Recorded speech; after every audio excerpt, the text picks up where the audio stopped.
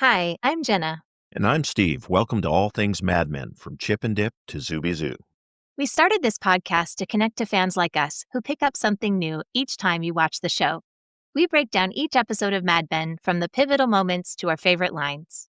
Be advised, our discussions may include spoilers, so we can talk about character arcs all the way through the final season. We won't be gratuitous with the spoilers, but they can pop up from time to time. Let's get started with Mad Men, C to Z. Welcome to Season 2, Episode 10, The Inheritance. This episode was written by Lisa Albert, Marty Noxon, and Matthew Weiner, directed by Andrew Bernstein. The episode opens with Pete in the office going through a listing of accounts. Pete and Paul are preparing to attend Rocket Fair, the aerospace industry convention in Southern California. Don and Peggy are in the office prepping them, and they both seem really excited about the opportunity, but neither of them have read Peggy's prepared briefs.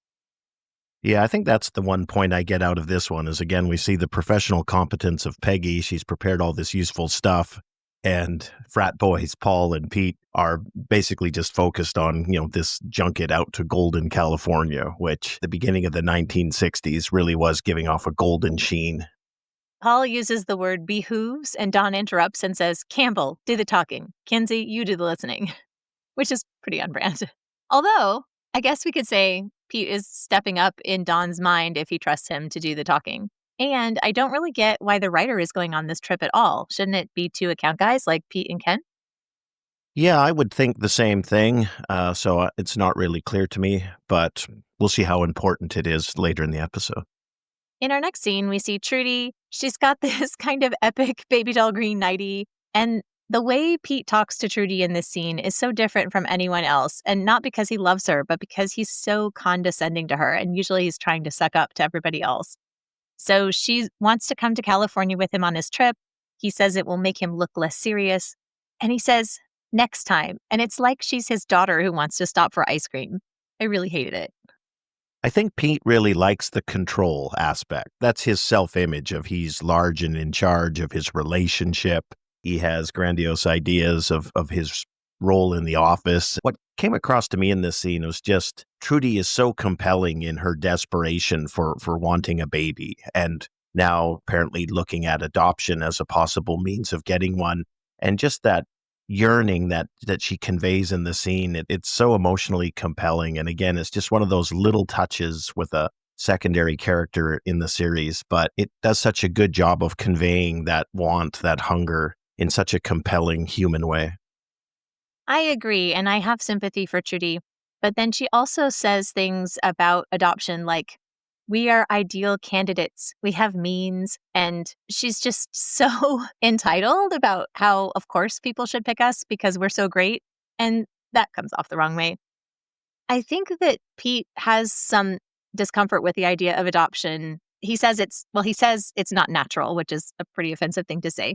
And I believe him that he has discomfort with adoption, but I also suspect his discomfort is more with his lack of readiness to be a parent at all. And of course, we can't forget he is the biological father of a child who was adopted, even while he's arguing so vociferously against this. But in Pete's defense, he's not aware that he is the father of a child. That's true. I agree with you. I think for Pete, you see this difference between the two of them. She desperately wants a child, and he has never really been that enthusiastic about going down this path, whether it was his own biological child or now through adoption. So it's not clear to me that he necessarily has anything against adoption per se. I agree with you. I think we're just looking at Pete saying, hey, I'm not in any rush to be a parent. Trudy just brings all her arguments to bear. She continues to press on Pete, and she adds at the end of the scene, we're not related by blood and you love me. And that should be a logical argument, but it feels like Pete's love is such an ephemeral thing. I don't know if either one of them can really count on that. Yeah, agreed. The next scene cuts to Don dozing in his hotel room since he's no longer living at the Draper residence, and the phone rings, waking him up. It's Betty, and her father's had a stroke. Dawn is ready to jump into action and pick her up and go there, but she puts him off until tomorrow morning. She's obviously very worried, and she says she's been dreaming about a suitcase, and that symbol pops up a fair amount in a chain of episodes here. Don uses his signature line in this conversation. He says, "Everything's going to be okay." And Betty isn't nodding and smiling this time. "Sure, everything's perfect," she says. And I was a little bit surprised that Don was so ready to step in and help her since they're estranged. And it didn't even seem to be like a question in his mind that he would do it. Yeah, I think that's a good observation, and as I think about it, I think he wants to get back together, like, he's viewing this interruption in their marriage as something that they can overcome and move through, and I wonder if on the one hand, he views it as an opportunity to demonstrate his worth, his utility, and his commitment to her in the relationship.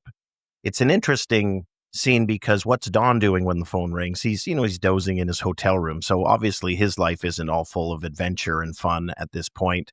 And in this moment of need, who does Betty call? Her separated husband? She's got no one else to call. So it is kind of a sad indicator of where they are currently, that they end up talking to each other on the phone in this moment of family crisis for Betty. The next scene cuts to Betty's childhood home. The door opens, and Betty's father's girlfriend, Gloria, is hosting. Don says they'll get a room at a nearby hotel, but Gloria insists that they stay there. We get to meet Betty's brother, William Hofstadt, played by Eric Ladden, whom you might recognize from The Killing, Bosch, or the TV series The Right Stuff. And he's quick to notice and comment on Don's new car. I really appreciate this family dynamic because it doesn't take a lot of lines, but there are all these little things that create history between these characters that poke and bubble up to the surface. So when Jean, Betty's father, enters, both Jean and Betty light up. They're truly happy to see each other. But we see William talking about how Don's car, Coupe de Ville, ice blue, white top. You can see he's envious. So you kind of get a sense that Betty and William have some friction. Yeah, there's a bit of friction bouncing around the scene because we also know that Betty has friction with Gloria. And in this scene, I think the writing is very on point with the way Gloria is trying to portray this happy household, and Jean's not in a bad place and she's happy to be the good hostess and the rest of it. But we know there's these other issues bubbling around there. And even Jean initially seems to be in pretty good shape, right? We don't really know what to expect. And then he walks in and he's happy to see Betty, and things seem to be going pretty well until he confuses Betty for his dead wife and Betty's dead mother, Ruthie. And it's uncomfortable for everyone, and everybody collectively decides they're going to gloss over it and move forward. I like the details about how Gloria and Betty have this passive aggressive fighting over how the house runs too, because Betty turns on a light and Gloria turns it off. And later, William opens a window and complains about how stuffy it is, and Gloria comes in and closes it. So you can see Betty wants to come home again and recreate it the way she remembers it. And she resents the changes that Gloria's made to the decor. And it makes sense that Gloria, who lives here now, I mean, she wants things her way. And then we also have the friction of Dawn and Betty, who are hiding the fact that they're separated. So there are so many undercurrents. And Gloria goes, "So Dawn, did you take the turnpike?" Yes. Yes. I don't know why people have to talk about their trip route so much, but this seems very real. Yeah, one of the things I love about the show is all these sort of banal details, but they just feel so true and so real. I can think of parallels in my own life with my own family. I end up finding myself loving scenes like this far more than I really should, because what's happened here, in this scene, it's nothing all that significant. And if I was telling somebody who hasn't seen the series, they'd say, "Okay, you're boring me to tears. Who cares about this scene?" Yet it is so much part of the backbone of what makes Mad Men special. Yes, great point. I also just wanted to bring up quickly this tiny little moment where Betty says, "Gloria, I wish you had called sooner." And she mentions that other partners at Don's office could recommend doctors. And William has this bristly moment and he goes, "In New York, right, where everything's better." So there are all these points of contention. And that's so true among families. No matter what you say, somebody can read it in a way, whether that was intended or not. And it always brings up these old pain points. So I appreciate that Mad Men brings these fully formed characters to every scene, even though this is the first time we've ever met Betty's brother. Speaking of awkward, tense scenes, the next scene takes us back to the office where Paul is welcoming Sheila. They're going to go out to lunch, and he introduces Ken and Pete again. Pete, of course, spills that Paul is off on this California trip, and then we learn that he was supposed to go on a freedom ride trip down south with Sheila, and this causes some friction between the two of them. It's not a great look for Allison, the secretary who escorts Sheila into the office. She gives Paul some serious side eye as Sheila and Paul kiss hello. And I noticed that Ken kisses Sheila's cheek just like he kissed Sal's wife, Kitty, when he went over there for dinner. Paul pulls some of that same condescension in his discussion with Sheila that Pete pulled with Trudy. And she asks, "What is so important that you have to go on this trip?" And he answers, "It's a convention. I'm not allowed to talk about it," which is such an excuse. So, I mean, Paul is really sliding into serious Pete territory here. Yeah, and it really, Sheila, with that question is kind of, I think, spoken to your comment when we kicked off the podcast today. Why does Paul have to go? And even he doesn't have a reason. This is a nice junket for him, but there's no practical urgency or necessity for him to go. As the scene goes forward and they get in the elevator, Hollis greets Mr. Kinsey, and Paul says, "You call him Paul." And it's a great touch because we realize he's here with Sheila and trying to show off how, he's very egalitarian and treats everybody with respect, and everybody can use his first name and the rest. So I thought that was a nice touch. Yes, Paul clearly wants points with both Hollis and Sheila as he introduces them. And Sheila is very polite to Hollis, but she's still upset, and their argument continues in the elevator, which of course brings Paul down because now Hollis is a witness to this conflict they have. And she asks, "Did you ever really plan on going down south?" And he feels offended. And he says this really wounding thing to her. He says, "You can always get another job at a grocery store. I can't just walk into an ad agency." And that felt a little bit like the Betty William conflict to me, like, oh, this New York, Manhattan mentality that you're so special. And we get our first truth call out in this episode as well, because Sheila says to Paul, and this is a huge dose of reality because we have every reason to believe this is true, "All you do is complain about that place and those people." And Paul denies it. He says that's not true. He has this line where he says, "Can't it wait?" And there's a sense he's talking about her trip and her plans, but maybe also about the larger civil rights movement. So his individual petty contests are always so big in his mind. He doesn't want to give up the opportunity to gain favor, even for a better cause. Yeah, and we also get a vibe from him in this scene.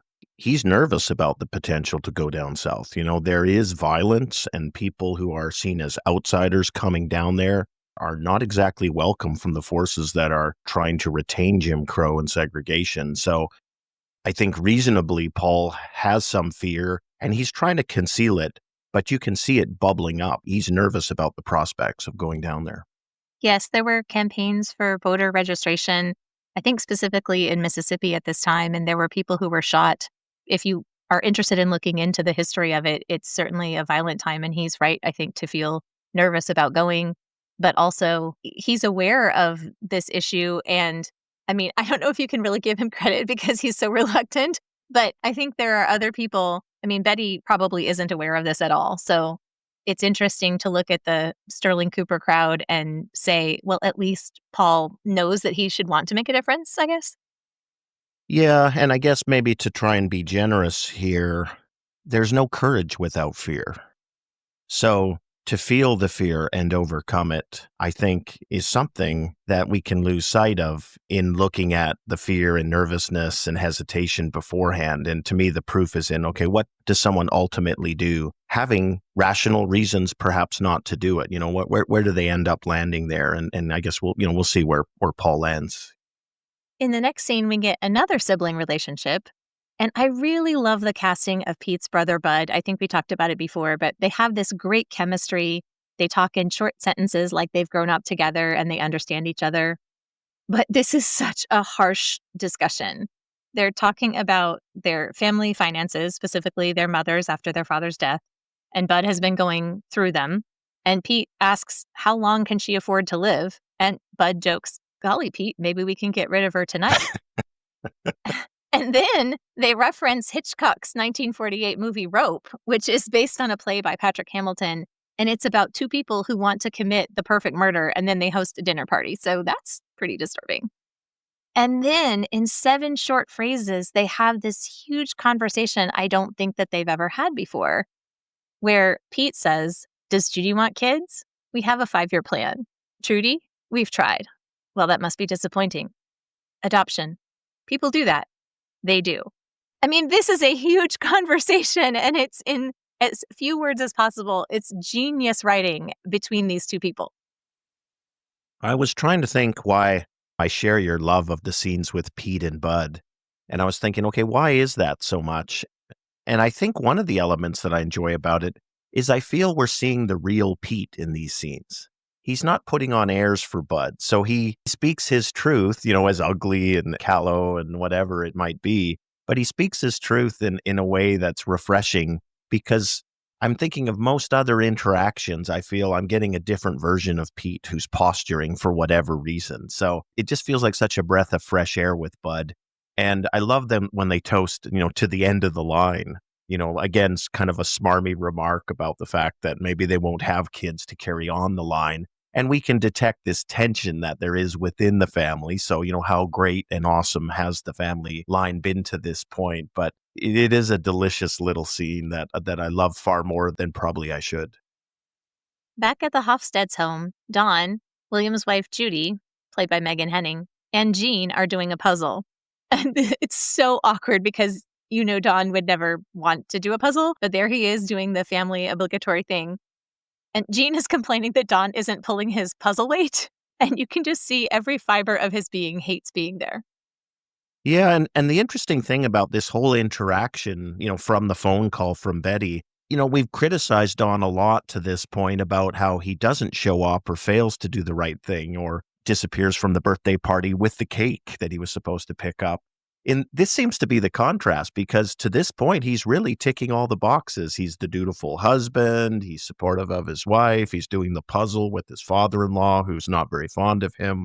None of this is Don Draper's ideal trip, but he's stepping up here, jumping through the hoops as he's expected to do. He's trying to be the dutiful husband here, and it is kind of a contrast for Don Draper. And remember when Pete's father died and he came into Don's office and he said, "Go home. That's what people do." And he says, "Is that what you would do?" And he says, "Yes." And we don't have any sense that that's the case. But here, as you say, he really is. So I don't know if it's just a role he slips into because it's convenient, because that's what you're supposed to do, or if he really does have some sort of ulterior motive in terms of pleasing Betty, which again would be new. So it is kind of curious to see him behaving this way. Betty is examining a large portrait of her mother in the study, and this is maybe a nod to her mother's quote about, "You're painting a masterpiece, be sure to hide the brushstrokes." And here Betty is in her childhood home pretending that everything's fine with her marriage, so she's hiding some brushstrokes there. And William comes in from the treehouse through the large window. Weiner says this is supposed to be like George Sanders' entrance in Hitchcock's movie, Rebecca. Yeah, and clearly Betty is struggling with how things have changed in her childhood home. Her mother's dead. Being here in the home drives that point home. Her father's health is failing. That causes a pain and things aren't the way they used to be. You've got Gloria as the hostess replacing her mother, and that's abrasive to Betty. So every scene with Betty, we just seem to feel that, yeah, she's worried about her father's health. But the vibe I get is really she's struggling more with the fact that life has gone on and her childhood home is not that place now. That place is in the past. And she's realizing you can't get back to it, even if you wanted to. And the stuff and the people and the rest, they can't get you back there. The past is a foreign country and she's blocked from it. Yes, and we can chide her for that, I think. But also, she wants to come home and feel safe, especially since her marriage is so shaky. And instead, her mother's gone and her father's in ill health and her childhood home isn't the way she left it. And we can say, that's not the most mature take because, of course, other people's lives need to move on as well. But I do think it's a real thing. And I think we know a lot of people who might have that same attitude and approach and have felt those sorts of things prickle, even if they don't throw tantrums about them, say. And as she and William start talking, he's putting some pressure too because they need to make decisions. So just as kind of a frame with Bud and Pete talking about for their mother, now William and Betty have to talk about their father. And he says, Gloria is helping us. And what he means is with their father's healthcare. So he isn't quite at the level of Pete and Bud's callousness, but he says, I don't want to get stuck with him.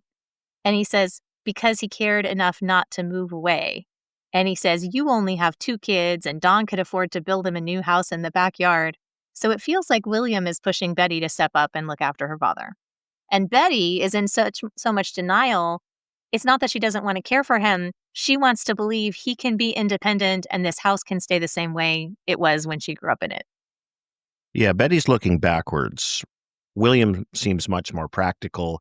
And I like that contrast between the two siblings because, you would see those kind of differences. And William seems to be focused on that forward looking of, like you say, we've got to make decisions. Where's he going to live? Who will care for him?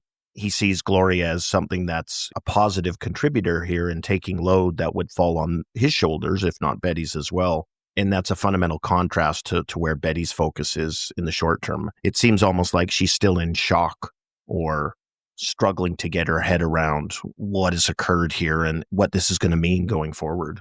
As we get to the end part of the scene, the puzzle work goes off the rails. Jean starts to riff on Dawn, saying, look, nobody has what you have. You act like it's nothing. My daughter's a princess. And then he gestures to William's wife and says, he has no people. You can't trust a person like that. It's really harsh. John sort of sits there glaring and doesn't rise to the bait, but pretty tense for a puzzle session. And to her credit, Betty walks up at the end of this and she doesn't hesitate before shutting her father down about this. Even though he's talking about Don not being trustworthy, she doesn't glance over, she doesn't take a beat, she just says, Daddy. And the rest of them leave to go eat. And Don says she should get some food and she shuts him down. Stop it, Don, nobody's watching. All they ever did was for other people. It's so different to see her stop pretending with him. I've seen this take where nobody has what you have, you act like it's nothing, could be the philosophy for all of Don Draper.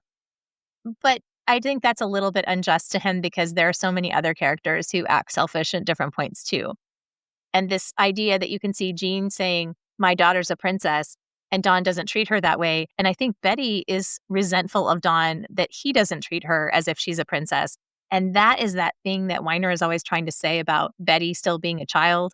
I think there's this thing, she wants to be cherished and nurtured, and Don is emotionally unavailable.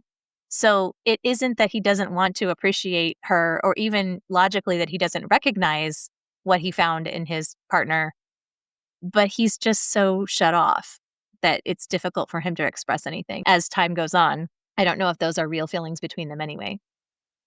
Well, and the further irony is we actually see Don in a moment of non-selfishness, right? Like this whole trip doing the puzzle, this is Don Draper at his least selfish, and he still gets a strip torn off him by Jean. So there is a almost you can't win Don Draper vibe to this episode. For sure. I mean, there's nothing he can say back to him. Normally he would, but I mean, the guy has just had multiple strokes. It's not like now is the time to take him down. The next scene cuts to Pete and his brother with their mother going through the paperwork where they're basically liquidating all the assets in order to have the funds to pay for her upkeep. The inheritance has been spent away, so it's not a very happy moment to the two brothers who probably hoped that there would be something left for them when the music stops. This rolls into more family tension about the relationships, the history, and then current plans. Bud is clearly the favorite child, and his mother makes a comment about how he's doing all the work. Then as Pete comes in, she continues saying, I hope you don't get too used to this family. She's heard he's considering adoption. Truth call out. She says, is this true? Pete looks at Bud, the only place this could have come from, and Bud shrugs and goes, it just came up. And Pete goes, how is that possible? Because yes, but this is so how families are. There are secrets everywhere, and at the same time, everyone tells on everyone else. So Pete's mother continues to say she'll exclude him from any inheritance and write him out of the family if he proceeds with adoption plans, which is maybe the best help Trudy could have ever asked for. And then she has one of the coldest lines in the series. Yeah, she says, you're pulling from the discards in reference to adopting a baby. And the irony here is Pete isn't keen on adopting. This is Trudy's thing. And he's not listening to his mother, I don't think, in defense of Trudy. It's that his mother is trying to trample on things that are not her affair. And this gets his back up. This is the culmination of a lifetime of similar intrusions and bullying and obnoxious behavior. And he's really fed up with it. It's hilarious because we know there is no inheritance to cut him out of. It quickly becomes apparent that Pete is going to lay that on the table. Yes, her line is so hateful. And you believe this woman who values her name and generational pull. She believes that she is superior by birth to most other people. And she probably spent her life on charity committees, that are ostensibly supposed to do good work. And this is how she treats her son. So Pete's vengeance is to tell her, your husband spent everything you had, spent it with strangers, all of it. And he's not upset. He's calm and clear. And he doesn't seem sorry after he says it. And, I don't blame him in this moment. I'm not looking at Pete going, oh, that was the wrong call. I kind of feel like that was called for. Yeah, and to the point about Bud being the favorite, she turns to Bud and says, what is my fiduciary state? She's not taking Pete's announcement at face value until Bud admits, they've had to liquidate all the assets in order to cover her living costs. And I think this take on adoption is so painful and harmful. She's shown to be not the warmest human being on the planet, but just having this voiced this way is so ugly. And I feel like it sticks with you in maybe the worst way. It's just such an evil line. And I'm going to step out of Mad Men for a minute and just make a PSA from a personal standpoint. I was adopted as a baby. And you hear a lot of stories about adoption where it doesn't go well or there's problems or anything can happen in any human life, in any family. What I wanted to say, and I've expressed this in a number of other forums, just pushing back against this narrative that adoption is doomed or flawed at its heart or somehow can't succeed. I won the lottery when I was adopted. My adopted parents are the most outstanding people I've ever met in my life. They saved my life. They've made my life. Everything I have today is thanks to them. And it is a great, happy story. I'm so grateful and happy I was adopted by them. My life has turned out wonderfully. I would highly recommend anybody considering it to go ahead and consider it and just know there are stories of success and happiness out there just as much as there are stories which are not that. And there's no rule, there's no fate or, rigid path it has to follow. And there are so many variables and things. So for anybody who's contemplating it and wondering if it can succeed, are there any success stories? Yes, there are. Absolutely. I was even thinking, I love that line, and like you point out, it's just the most cruel, nasty line you're pulling from the discards. But I was thinking, gosh, if I ever wrote an autobiography or something, I'd call it like, Life from the Discard Pile or something like that, just to kick at that nonsense. It's like there are no discards, there are people and people are loved and cared for. Yeah, I'll get off my soapbox now, but needless to say, I'm not a fan of Pete's mom's attitudes about adoption. I think you should start writing that memoir. Back at Betty's childhood home, she and Dawn are in the same bedroom, pretending they're not separated for the rest of Betty's family. And it's really awkward as they're undressing for bed. Betty wordlessly hands Dawn a blanket and he grabs a pillow and he sleeps on the floor while she takes the bed. And then later Dawn is sleeping and Betty joins him on the floor, kissing him. And both of these scenes are without words. Maybe the sex has been the best part of their marriage, or maybe Betty's been lonely, or maybe it's a power move here. I was definitely surprised. I agree that I do think there's a physical element to it, just an instinctual human need. I agree. I think they're both extremely lonely. So I think that informs this a lot too. I will say I don't perceive it as a power move or a manipulation in any sense of the word. I think this is a lonely person in the wee hours of the night reaching out for human companionship. And in the cold light of day, can we say, gosh, is this the best idea? Or is this misleading? Or is Dawn going to misinterpret this? I think all that's true. But I think I also really buy into just the compelling human need in that moment and defaulting to it in a way. And like you pointed out, there are no words here. So it's completely told visually. And then as a viewer, I think it raises this question or hope of, is this the sign of a rapprochement that will happen here? So the next morning, Dawn wakes up alone. Betty's already downstairs with her father and Gloria. She is wearing a pink floral dress and a headband, and she's pretty, but it seems really out of place to me. It's too youthful. I'm pretty sure that's intentional. It looks like the part she's trying to act, the part of her younger self when she lived in this house and her parents were both healthy and she didn't have to decide what to do with her cheating husband. But it does seem turning her back on, I'm going to drive my adulthood bus right now. It's very much like I just want to keep pretending and playing this part. Judy, William's wife, comes in lugging the jardiniere, which looks incredibly heavy, actually. And I love this actress so much. She is so sincere. She apologizes and she says, I didn't know your mother promised it to you. And Betty tries to make her stop talking about it, but she's doing the kind thing here to bring it back. So you can see she's not money grubbing. She's not trying to take something away. So Betty can't blame Judy, which I think we've seen some kind of offhand comments about my brother and his wife are scheming or whatever. And sometimes I think, again, in families or siblings make these comments. But Judy, I mean, she sat there doing a puzzle with Jean. And when Jean said a rude thing about Don, she corrected him. And here she is bringing this thing back because she doesn't want her husband's sister to be upset. So I just think this is such an important thing because there are all these good people walking through and trying to navigate these incredibly tense circumstances. And I think that we don't always see them. But I love that Mad Men includes this moment. Yeah, but I like the realism of everybody's not a villain. We're this complex jumble. And to your point, it's very clear Judy isn't trying to vacuum up everything of value to bring back to her place. And honestly, I've never heard of a jardiniere before, and I speak French, so it makes me laugh that there's a name for this thing. And to see it brought out, I guess, it's just a function of certain social economic strata, which, has nice outdoor landscaping with jardinières.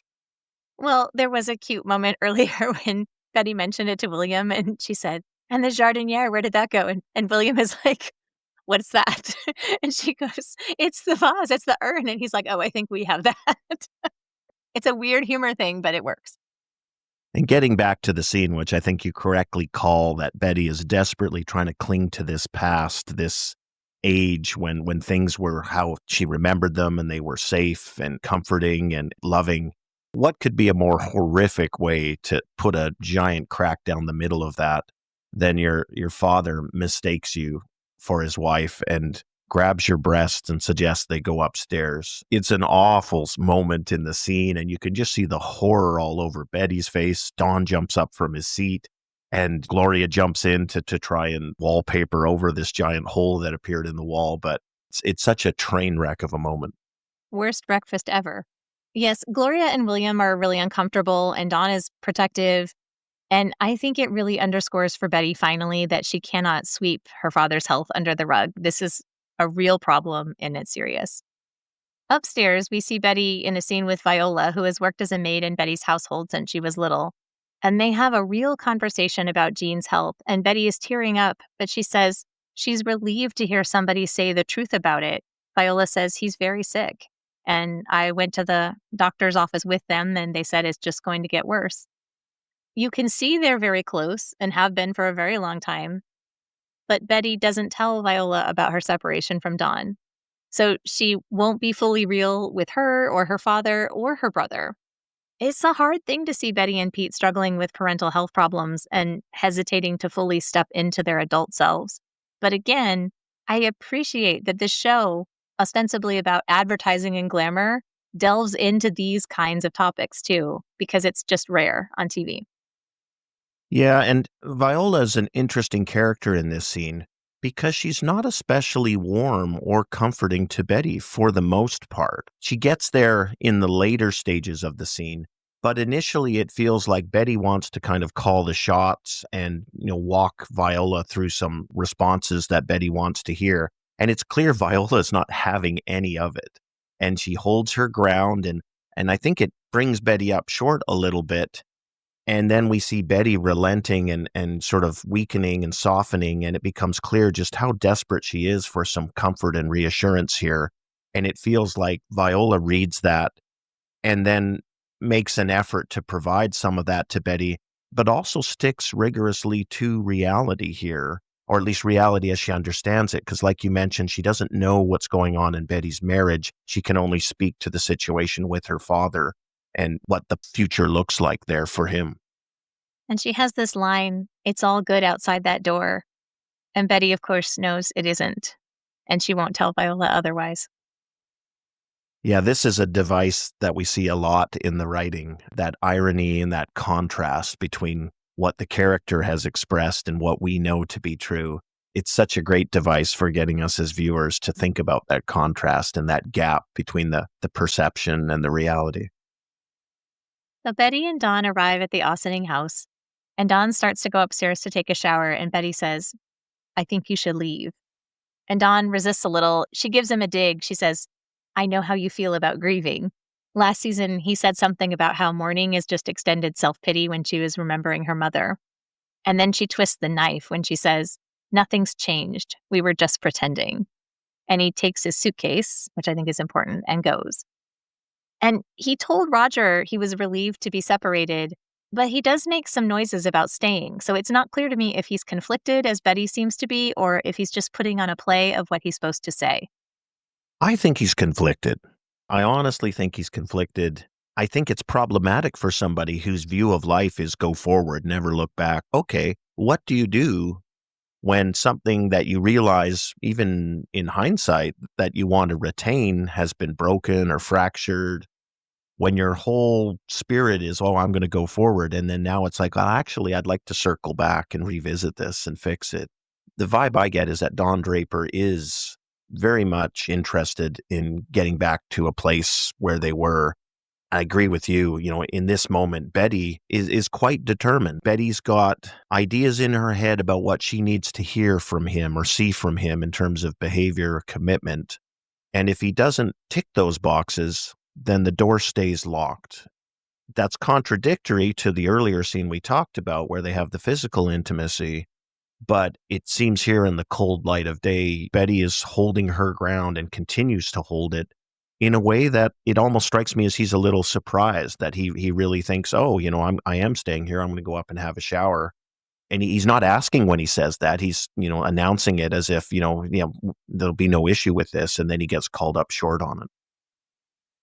I appreciate what you said in a previous episode about Don wants to go back to the way things were and not acknowledge his mistakes. And Betty needs him to acknowledge his mistakes and apologize for them in a particular way.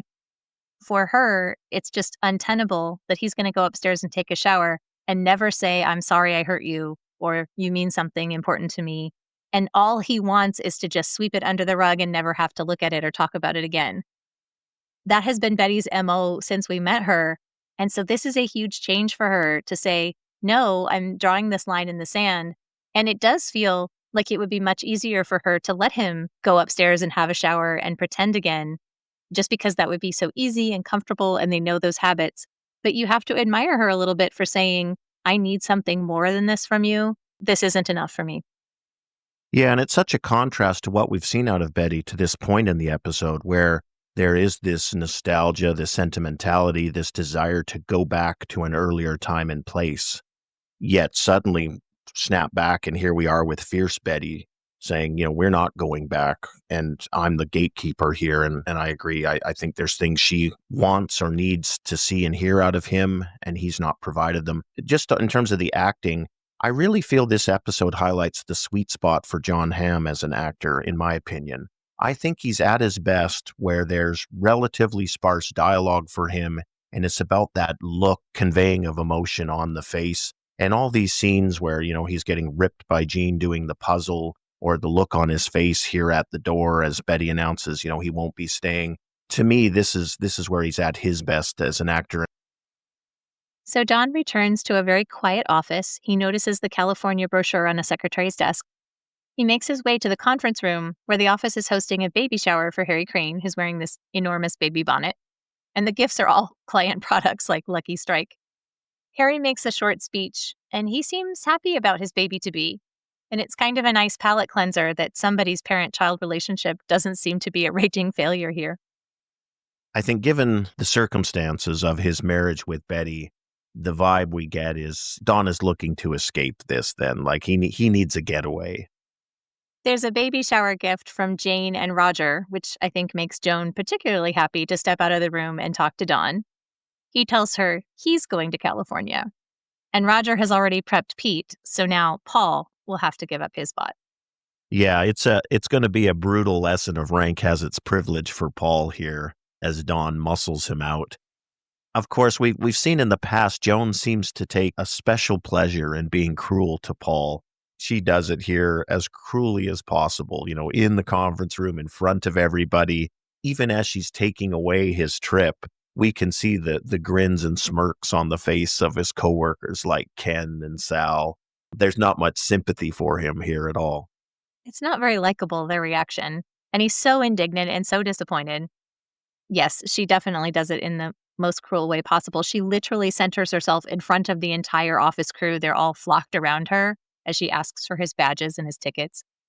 I also wanted to point out a moment at the end of the baby shower. There's a great detail showing Hildy awkwardly congratulating Harry. Remember, they got together during the election night party, and it seems she still has some feelings for him. And I appreciate that the show takes this moment to include dialogue between them. I don't really get why Hildy is into Harry when she's so great at seeing through Pete, but I do appreciate because she says, I'm just so happy for you, and you're going to be a great father, and I'm just so happy for you. She's had a little too much to drink, and it feels so real because you can tell she's tried really hard to make this speech very appropriate, and it can never be anything but awkward. Yeah, and again, we've spoken of this previously. Harry oozes that awkwardness and discomfort, and it just goes so far to sell the scene to the viewer and feel this discomfort of Harry coming through the screen. So Paul takes the remnants of his dignity and he tries to turn it around in a scene on the phone with Sheila. And he says, I'll go south with you. We'll make a stand arm in arm. So maybe Don's last minute shove will be good for Paul's relationship. Yeah, and I think, at this point, what can he do? He makes lemonade out of lemons, so now he's on the freedom trip. And I think, as much as we're critical about Paul, we know the fear and nervousness. We know there's real danger and peril down in the deep south, and he's going to go on this trip. So tip of the cap to Paul here. Later, the office is clearing out and Peggy's on her way out when Pete calls her over. Peggy admits she wishes she was going on the trip and she's never been on a plane. And he points out that he's going on a plane for the first time since his father died in a plane crash. And he seems to really want to be close to her, but her response to this feels like she's keeping him at arm's length. And it's a little bit funny. And again, it's a little bit of that Peggy doesn't always quite know how to handle people. She goes, statistically speaking, it's very unlikely that it would happen to two people in one family. And that's a truth call out. Pete goes, oh yeah, that's true. And then he says, I hate my mother. You must have an opinion about this. And she's like, I really don't know the circumstances, And then he continues, who's to say it wouldn't be better? Like, Bud and I turned out so great. And we can infer that's about adoption, but Peggy has no context for this. And she's like, I don't know what you're talking about, but I think your flight will be fine. You should go home. And then Pete, who has always had money and privilege, says to Peggy from Brooklyn, the only female copywriter in the office who just came back to work after having Pete's baby, Pete says, everything's so easy for you. And there are 100 or so retorts I want her to give him, and most of them end with a smack. But she says, it's not easy for anyone, Pete. Have a great trip. And I do not get why he keeps going back to her. I don't see what he expects from her. At least, though, you can see definitively she is not tempted by or distracted by him anymore, which good for you, Peggy. Yeah, getting to sort of desired responses from Peggy to Pete in that response to, everything's so easy for you. You'd really, I kind of like her to just punch him in the groin as hard as she can. But in hearing the response and seeing it, I think what she does is such a great response. It's not easy for anyone, Pete. And we know that, and everybody knows that. And Pete, privileged Pete, as much as anybody, should know that. So it is an incredibly awesome response. I do think the question of, what does Pete want out of Peggy in this moment? In listening to the commentary of the writers, it seems like even they are a little in disagreement about this. Weiner suggests that, Pete still wants to sleep with Peggy again and maintain some sort of relationship. Lisa Albert, it doesn't allude to what she thinks Pete wants, but says, he wants something and he's not getting it out of her in this scene. I think I'm probably more in the Lisa camp. I don't get the sense that there's any sort of sexual fishing or attraction going on in this particular interaction with Pete and Peggy. It feels to me like he's got his personal problems and he's looking to confide in somebody. He goes about it horribly because she has no clue what he's even talking about it, and she doesn't know this backstory of the cold parent. This episode, I think, flies so under the radar in that there aren't the huge, big, memorable scenes that you would call out if you were talking about high points of the show. But this episode seems packed with these really rich little scenes that are so critical to everything that's awesome about this series and these characters and their arc. I think this is an underrated episode. I guess when you overshare your hunting fantasies with somebody, you just really burn the bridge for confiding in them in the future. Pete's already used up his ticket with Peggy on that front. I really am noticing also how Pete and Betty are very similar, raised in privilege, and both of them are maybe a little more childish or expecting that the world will treat them well no matter what, just because of where they've come from. And I think that it's easier to compare maybe Dawn to Pete, but I do feel like Pete and Betty have a lot in common. Yeah, and I will also, just to wrap up this scene, say Peggy is very on brand here, right? Like she is continually having people confide to her or probe her for things, and she puts up the wall of professionalism and dignity and doesn't give them anything. And I think same in this scene. Peggy's not going to get sucked into the soap opera of Pete's life. He's not going to get sucked into his self-pity. She draws a line at when he says, that she has it easy, but she does it in the least revealing possible way and sort of puts a stop to it and exits the situation. And good for her, but I kind of wish she'd looked at him and said, I don't like you like this. That would be good. Next, we see Betty at home alone. She's got wine, and the dog is lying there on the carpet. And the next morning, she lets the dog out in the yard and discovers Glen, neighbor Glen, hiding in the playhouse that Dawn built for Sally's birthday.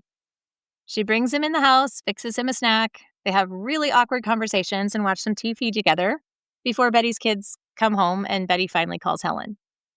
So, we mentioned last season, this is a storyline that's not our favorite. I really think it does a disservice to Betty. It is a weird thing to really love a show for its writing and then to disagree with the writers of that show as if you know better. And at the same time, you cannot convince me Glen is necessary to Betty's story. I think Glen illuminated Betty's sadness with a mitten in season 1 much better than Arthur did in the stables. But he has nothing interesting to say. He just complains about his mother and he mostly just smiles at her and it feels really creepy. There's a truth call out when he says, my mom doesn't care. And Betty says, I'm sure that's not true. And there's another one where Glen says his mother doesn't understand. And Betty says, oh, that's true. Everything about this is weird. Yeah, I mean, I'm with you. I feel this discomfort to deviate, having listened to the writer's commentary, feeling I disagree with the writers when it's their creation, so how dare you? What right do I have? In my head, I situate this as the biggest value of this whole interaction to me is it feels like Betty has a bit of a simplified escape sort of play date with Glen where the stakes are low. You eat a sandwich, you watch some TV, sip a soda, and it sets up the later conversation with Glen's mom, which I do think is really interesting and full of nuggets, but that's a later scene here. I do struggle with the Glen stuff. I'm not a fan of it.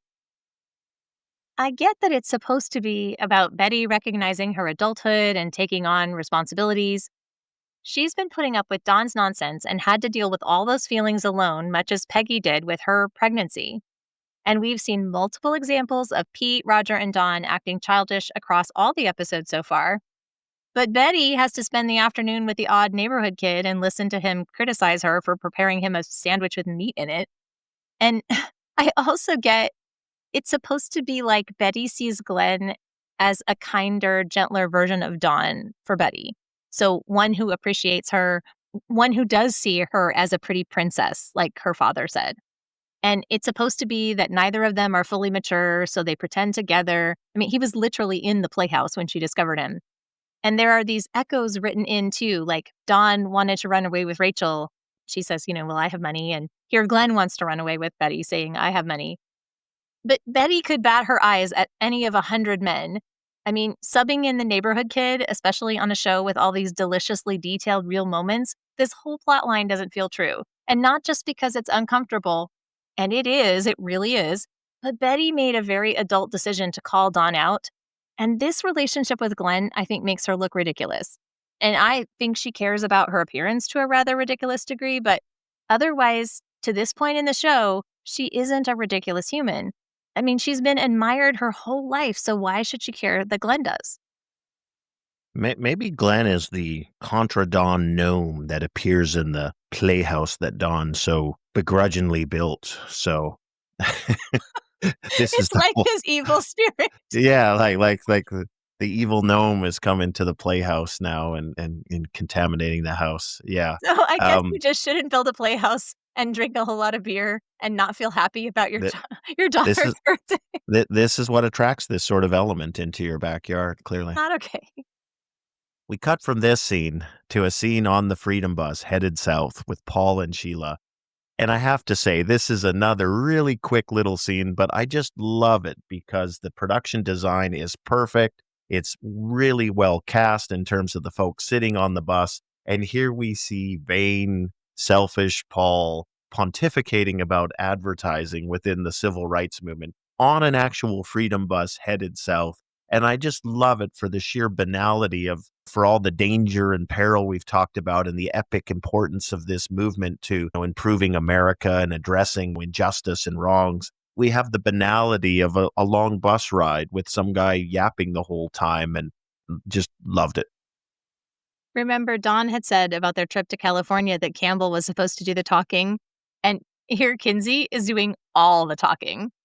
And I did notice that Sheila looked at least a little bit pleased with him instead of annoyed, and that surprised me a little bit.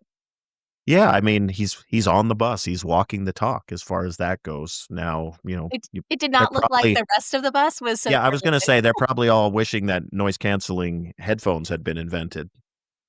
Betty does finally call Helen Bishop, who comes over to pick up Glen, and he says, I hate you to Betty. There's a truth call out here too, because Helen says, apologize. And he goes, no, it's true. I hate you. And she's very calm and she says, I know. And then she turns and mothers her kids. And she still has an estranged husband, an ill father, no career or fulfilling hobbies. None of those problems are resolved for her. I'm not really sure why she spent the day with him. In the next scene, Helen Bishop comes over to talk to Betty without Glen. And she says, Betty has to stop seeing Glen as if that's been what's happening. And Betty flips it on her and says, Glen feels alone. You're his mother and he gets nothing. And Helen doesn't fight it. She says, Glen's right. I'm not a very good mother anymore. And I think it's this honesty. Helen admits something ugly and true-ish, at least, even though they're not exactly friends. And then Betty says, Dawn isn't living here. Helen is the first person she told, not her family, not Francine, not Sarah Beth.